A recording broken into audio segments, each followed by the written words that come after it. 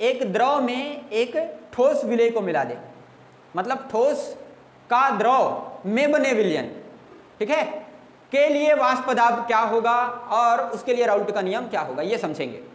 तो पहले चीज तो ये ध्यान दो, डायग्राम से ही पहले कुछ चीजें समझो। मान लो ये पात्र में हम एक द्रव रख देते हैं, शुद्ध द्रव अभी A रख देते हैं, ये क्या है, शुद्ध विलायक है सपोज। तो अभी अगर इसको ढक्कन बंद कर देंगे तो इसका जो वाष्प दाब बनेगा वो केवल इसी का वाष्प दाब होगा, स्वयं का बस, जिसको हम लोग शुद्ध द्रव का वाष्प दाब कहेंगे। क्लियर है? लेकिन अब हमें क्या करना है, इसमें कोई ठोस मिलाना है। ठोस मतलब जैसे नमक हो गया, शक्कर हो गया इत्यादि मिला देना है इसमें। तो ध्यान दो, ज्यादातर जो ठोस पदार्थ होते हैं जिनको हम द्रव में मिलाते हैं वे ठोस पदार्थ अवाष्पशील होते हैं, मतलब उन पदार्थों के अणु वाष्पित नहीं होते हैं। नमक के अणु या उसके कण वाष्पित नहीं होते हैं, शक्कर के अणु वाष्पित नहीं होते हैं। द्रव जैसे जल, जल के अणु वाष्पित होते हैं, लेकिन नमक के अणु या शक्कर के अणु वाष्पित नहीं होते। वैसे तो नमक में अणु बोलना ठीक नहीं होगा, क्योंकि नमक आणविक ठोस नहीं है, आयनिक ठोस है, उसमें आयनों का एक क्रिस्टल बना होता है, ठीक है, चाहे जो भी रहे, अणु रहे, आयन रहे, लेकिन वो वाष्पित नहीं होते हैं। कौन? ज्यादातर ठोस पदार्थ, ठीक। अब चलो कोई बात नहीं, ऐसे पदार्थों को हम क्या कहेंगे, अवाष्पशील विलेय कहेंगे।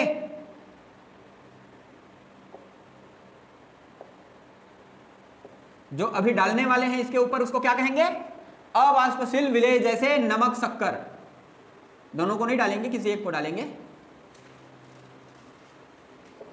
ठीक है। और इधर क्या है, तो इधर है वाष्पशील विलायक। जैसे जल, जल क्या है, वाष्पशील विलायक है।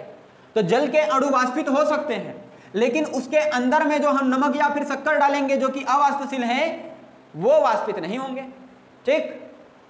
तो अब समझो बात, अगर हम शुद्ध अवस्था में जल को देखें या किसी वाष्पशील विलायक को देखें इस पात्र के अंदर, तो उस द्रव के सतह में पूरे के पूरे अणु किसके होंगे, पूरे के पूरे अणु इसी द्रव के होंगे।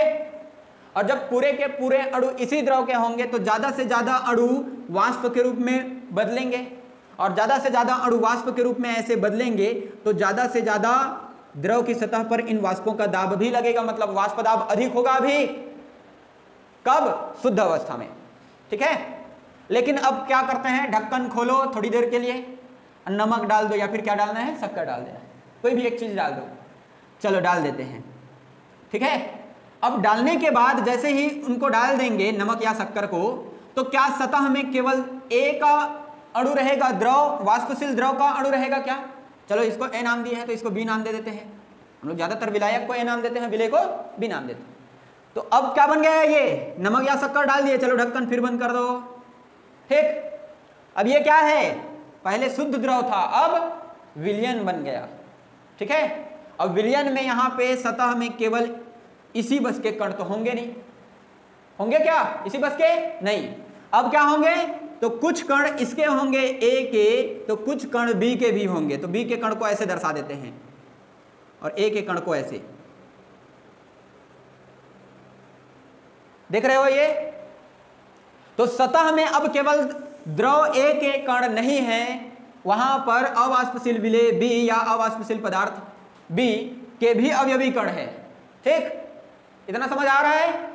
अब जब वाष्पन होना चालू होगा तो वाष्पन किसका होगा, केवल द्रव ए के अणुओं का, और द्रव ए बस के अणु का वाष्पन होगा, ये अणु वाष्पित होंगे।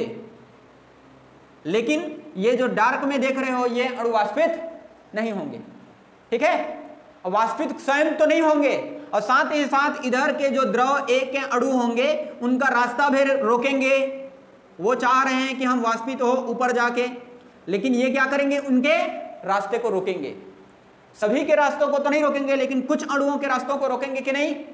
तो जब रास्तों को रोकेंगे ये अणु, अवाष्पशील विलेय के अणु, तो वाष्पशील द्रव का पहले के कंडीशन में जितना वाष्प बन रहा था, क्या अब बन पाएगा उतना वाष्प? नहीं बन पाएगा, मतलब वाष्प कम बनेगा। ये लो, पहले ज्यादा वाष्प बन रहा था, अब कम वाष्प बनेगा, और जब वाष्प कम बनेगा तो पूरे विलयन के ऊपर वाष्प दाब भी कम लगेगा। समझ आया बात? इतना जब शुद्ध अवस्था में था तो वाष्प दाब ज्यादा था क्योंकि वाष्पन ज्यादा हो रहा था, लेकिन जब विलयन तैयार हुआ तो वाष्पन कम हो रहा है क्योंकि अवाष्पशील विलेय के जो कण हैं वो वाष्पशील विलेय के कण को रोक रहे हैं। ठीक है, स्वयं भी नहीं वाष्पित हो रहे हैं और जो वाष्पित होना चाह रहा है उसको भी रोक रहे हैं। तो इस कारण जैसे ही अवाष्पशील विलेय को किसी शुद्ध द्रव में मिलाया जाता है उसकी वाष्पन की क्रिया कम हो जाती है, और वाष्पन की क्रिया कम हो जाती है मतलब वाष्प दाब भी कम हो जाती है। समझ गए बात? तो यहां पे अब जो वाष्प दाब लग रहा है वो किसके द्वारा लगाया जा रहा है? वाष्प विलेय के द्वारा लगाया गया है क्या कहीं भी वाष्प दाब? नहीं ना, विलेय के तो वाष्प ही नहीं है। तो पूरे विलयन पर जो वाष्प दाब लग रहा है वो केवल और केवल किसका वाष्प दाब है? विलायक ए के। और वो भी कैसा वाष्प दाब है? आंशिक की शुद्ध अवस्था का। अभी जो वाष्प दाब लग रहा है क्या पूरा वाष्प दाब है इस द्रव का? नहीं, वो आंशिक वाष्प दाब है। समझे बात? अर्थात विलयन का कुल टोटल वाष्प दाब विलयन में उपस्थित वाष्पशील द्रव के आंशिक वाष्प दाब के बराबर होता है। क्लियर? इतना समझे कि नहीं? इस विलयन का, पूरे विलयन का टोटल वाष्प दाब किसके बराबर होगा? तो वाष्पशील द्रव ए के आंशिक वाष्प दाब के इक्वल होगा। क्लियर है? क्योंकि अवाष्पशील विलेय तो अपना कोई वाष्प दाब बनाएगा ही नहीं। इतना समझ गए ना? अब ध्यान दो कि ये वाष्पशील द्रव ए का वाष्प दाब आखिर होगा कितना, कम ज्यादा कितना होगा, ये किस पर डिपेंड करेगा? तो ये डिपेंड करेगा इस विलयन में इस विलायक के मतलब वाष्पशील द्रव के मोल प्रभाज पर। जितना ज्यादा मोल प्रभाज होगा इस विलयन में ए का उतना ही ज्यादा वाष्प बनेगा, और जितना कम मोल प्रभाज होगा उतना ही कम वाष्प दाब बनेगा। जैसा कि कल वाले राउल्ट के नियम में भी देखे थे कि किसी द्रव में किसी विलयन में किसी द्रव का आंशिक वाष्प दाब उस विलयन में उस द्रव के मोल प्रभाज के समानुपाती होता है कि नहीं? वैसे ही ठोस का द्रव में बने विलयन में भी विलयन का कुल टोटल वाष्प दाब तो विलायक के वाष्प दाब के बराबर होता है, और विलायक का स्वयं का वाष्प दाब विलयन में उस विलायक के मोल प्रभाज के समानुपाती होता है। ठीक, इसे हम ठोस का द्रव में विलयन के वाष्प दाब के लिए राउल्ट का नियम कहेंगे। क्लियर है? तो हेडिंग नोट करना,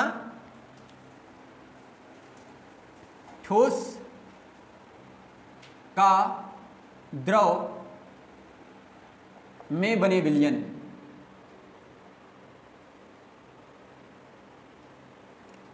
का वाष्प दाब,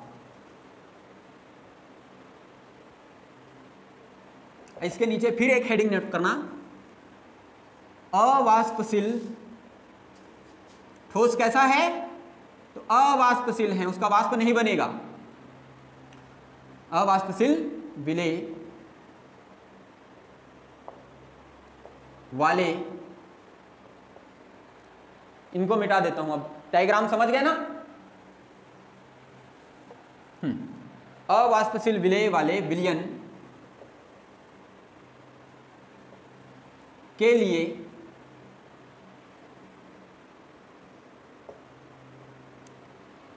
राउल्ट का नियम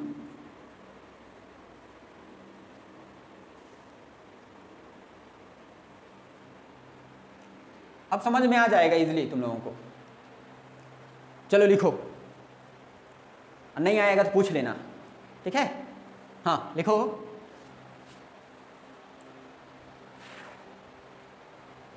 किसी निश्चित ताप पर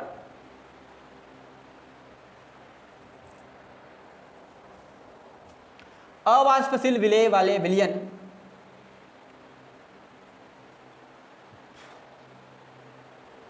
अवाष्पशील विलेय वाले विलयन का वाष्प दाब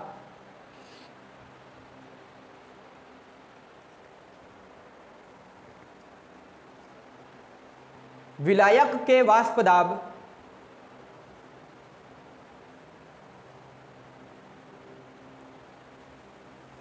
के विलायक के वाष्प दाब के सीधे समानुपाती होता है।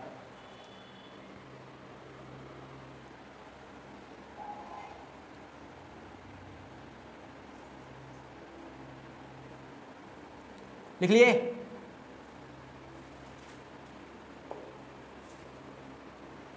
बोलो अभी जो नोट किए हैं राउल्ट का नियम वो समझ आ रहा है कि नहीं आ रहा है? अवाष्पशील विलेय वाले विलयन का जो टोटल वाष्प दाब होता है वो विलायक के वाष्प दाब के सीधे समानुपाती होता है। एक मिनट, विलायक के वाष्प दाब के सीधे समानुपाती लिखे हो क्या? वाष्प दाब के लिखो ना, उस वाष्प दाब को काट के लिखो मोल प्रभाज के लिखो। विलायक के मोल प्रभाज के सीधे समानुपाती होता है। हो गया? मोल प्रभाज के लिखेंगे, विलायक के वाष्प दाब के तो बराबर ही होगा। चलो समझ लो एक बार, अवाष्पशील विलेय वाले विलयन का वाष्प दाब विलायक के वाष्प दाब के बराबर होगा और विलायक का वाष्प दाब विलायक के मोल प्रभाज के समानुपाती होगा। इसका मतलब पूरे विलयन का वाष्प दाब विलायक के मोल प्रभाज के समानुपाती होगा। क्लियर है? तो यही है राउल्ट का नियम। अब देखो हम लोग यहां कुछ मानते हैं, वाष्पशील विलायक द्रव ए, वाष्पशील विलायक के रूप में क्या ले लेते हैं? द्रव ए, तथा अवाष्पशील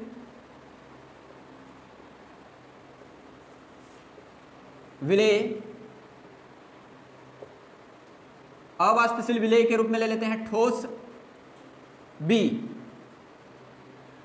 से मिलकर बने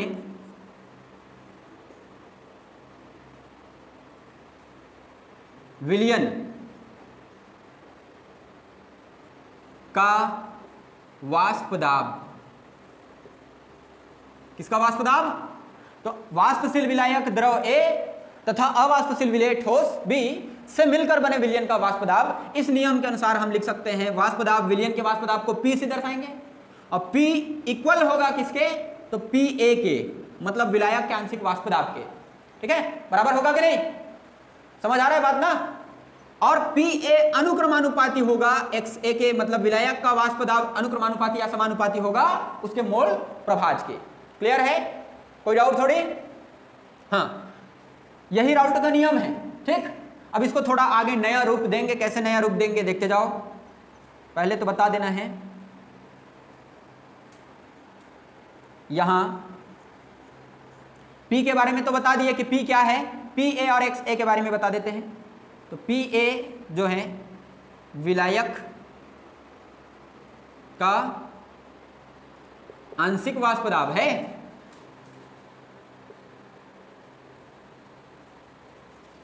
तथा XA क्या है? विलायक का मोल प्रभाज।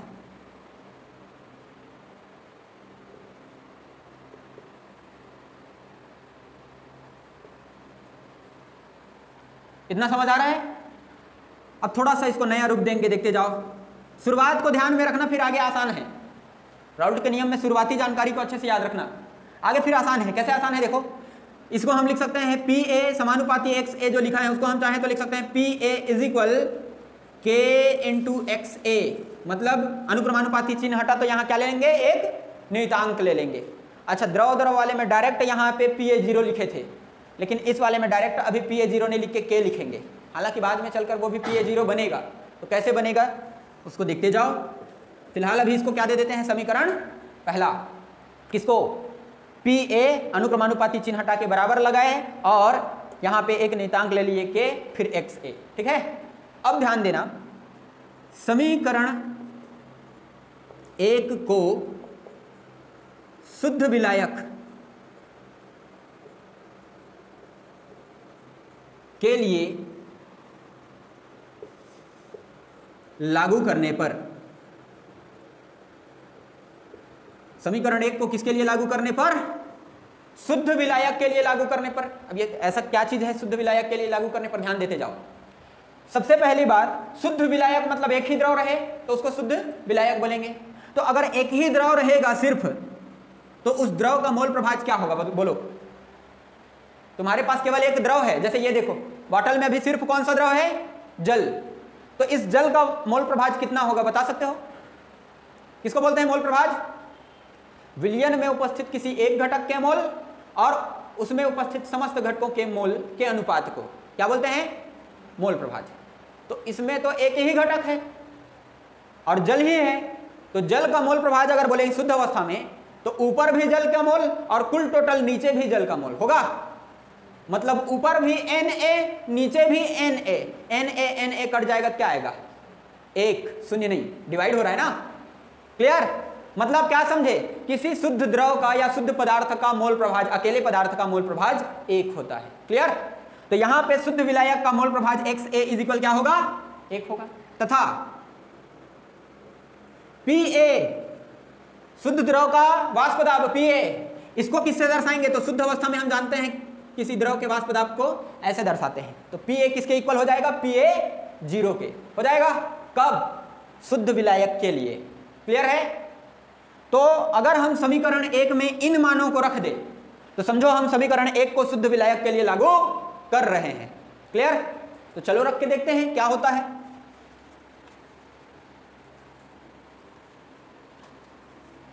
समीकरण 1 में देखो PA लिखा है, PA की जगह क्या लिख देंगे? PA 0 लिख दिए। बराबर लिखा है K, तो K के जगह K ही लिखेंगे। XA के जगह क्या लिखेंगे? 1। ठीक है? तो या जब यहां 1 लिख देंगे तो PA 0 बराबर क्या हो जाएगा?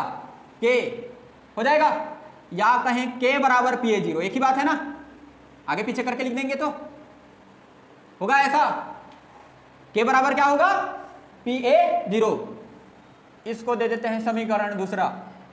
अब देख लो वास्तव में जो K है, नियतांक जो है वो किसके इक्वल है? तो शुद्ध अवस्था के वाष्प दाब के, है ना, या कहें शुद्ध विलायक के वाष्प दाब के इक्वल है। क्लियर?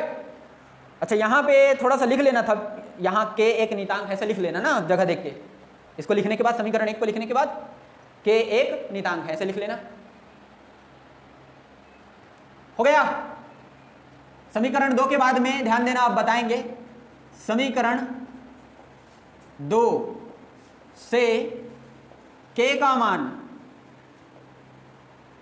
कहां रखने पर? फिर से समीकरण 1 में रखने पर। चलो ये वाला मान समीकरण 1 में रख दे तो क्या हो जाएगा? PA बराबर K की जगह क्या लिख देंगे? PA 0 into XA। कुल टोटल वही आ गया कि नहीं? या इसको ऐसे भी लिख सकते हैं, अर्थात PA मतलब विलायक का आंशिक वाष्प दाब जो कि वास्तव में विलयन के वाष्प दाब के इक्वल है, तो हम लोग इसको P विलयन मतलब विलयन का वाष्प दाब बोल सकते हैं, बराबर P शुद्ध विलायक, ये PA 0 क्या है? शुद्ध विलायक का वाष्प दाब है कि नहीं, और गुणित XA क्या है? तो गुणित विलायक का मोल प्रभाज।